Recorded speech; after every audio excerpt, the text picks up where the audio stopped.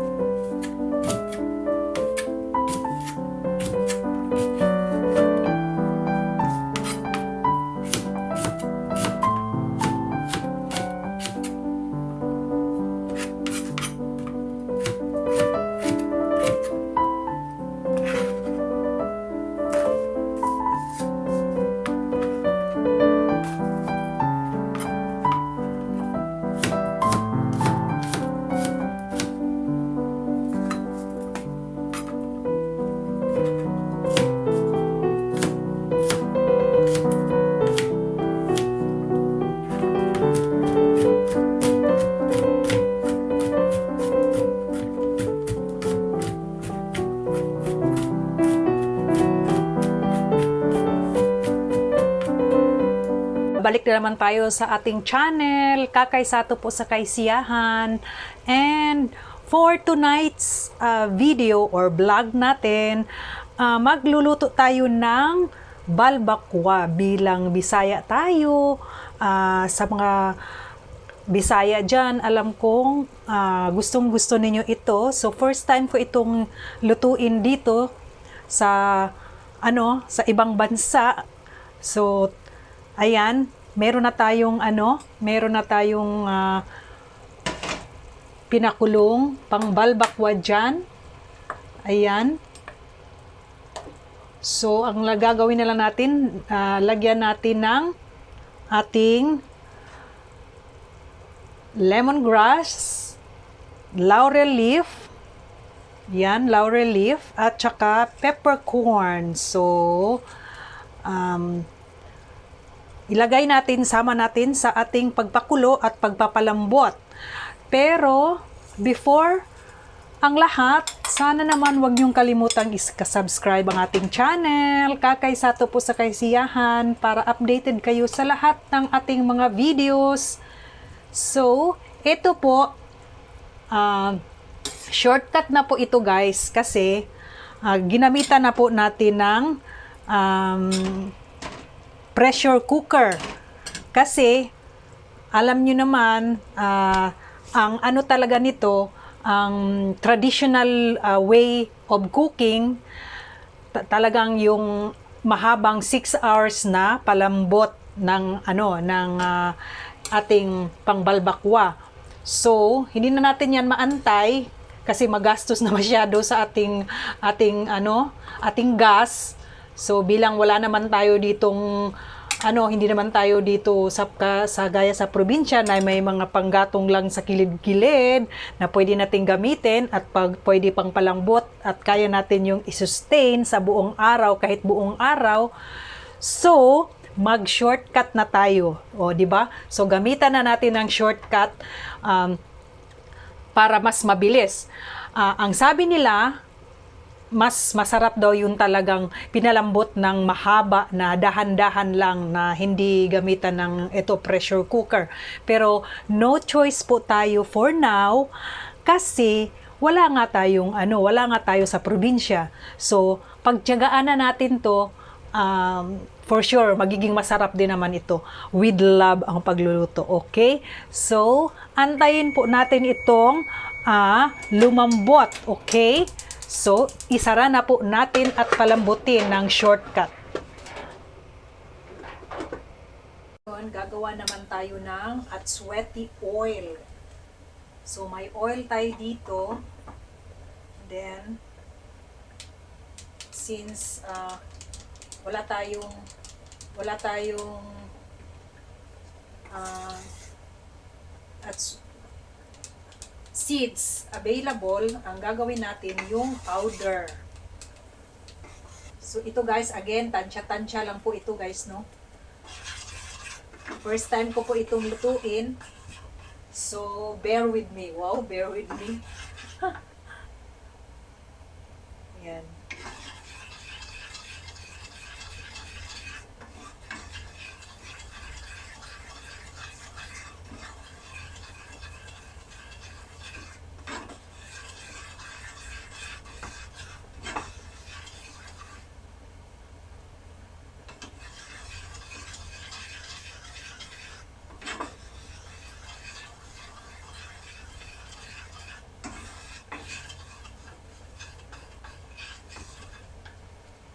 Dagdagan pa natin guys. Baka hindi pa magko-color sa ating balbakwa.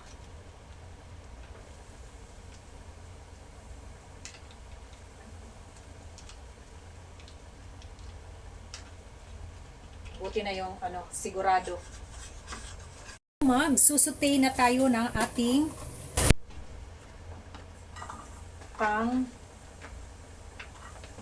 iba pang mga spices para pang pabango sa ating balbakwa.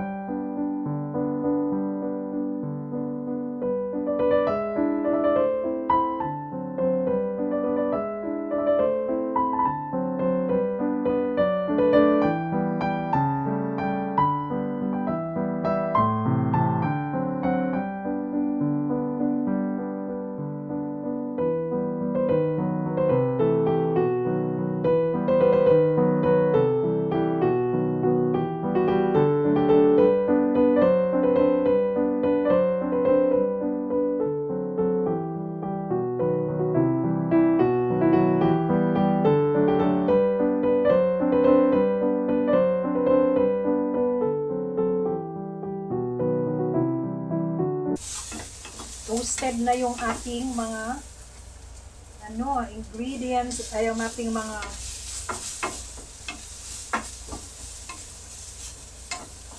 tinigisa. So, ibalik natin yung ating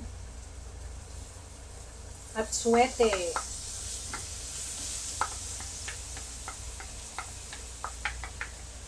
Para magiging flavorful. Para maging flavorful ang ating balbakwa.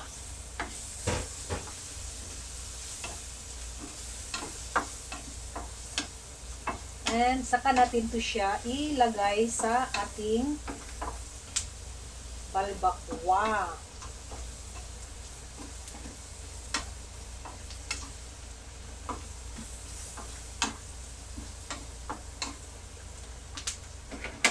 Tabi lang natin to.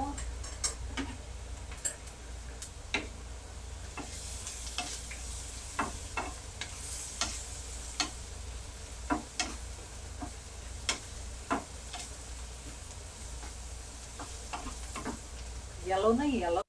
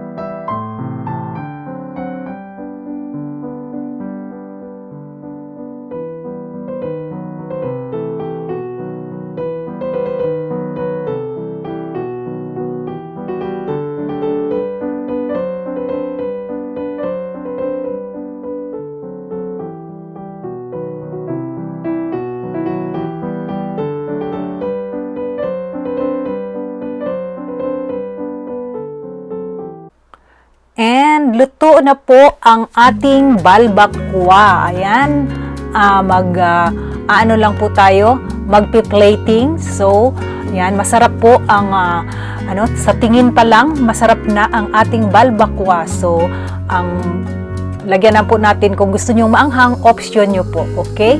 So, kainan na po guys, and don't forget to subscribe my channel, Kakay Sato po sa Kaysiyahan, and thank you so much for watching everyone.